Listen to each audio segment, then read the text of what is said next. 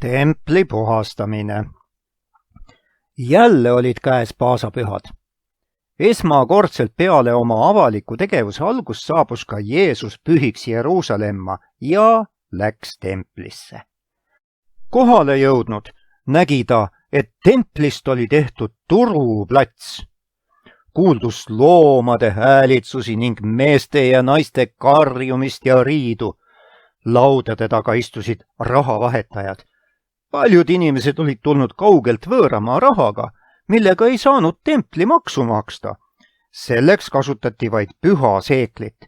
Siin seda raha siis kaaluti, kaubeldi ja vahetati. Tempel aga oli ette nähtud Jumala kummardamiseks, kus kõik pidi olema puhas ja vaikne. Jeesus tegi väikestest paeltest piitsa ja ajas sellega loomad templist välja. Seejärel kummutas ta rahavahetajate lauad. Lõpuks pöördus ta tuvimüüjate poole ja ütles: "Viige need asjad siit ära, ärge tehke mu isa koda kaubakojaks." Pärast tulid mõned juudid Jeesuse juurde ja küsisid: "Mis õigusega sa nad siit välja ajasid?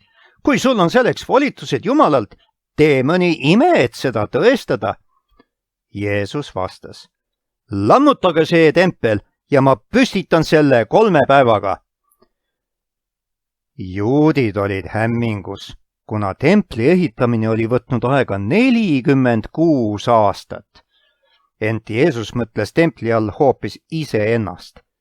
See meenus tema õpilastele alles siis, kui Jeesus oli surnuist üles tõusnud ja ei olnud enam mingit kahtlust, et Jeesus on Jumala poeg, maailma päästja. Piiblist loeme sellest Johannese evangeeliumi 2. peatükist.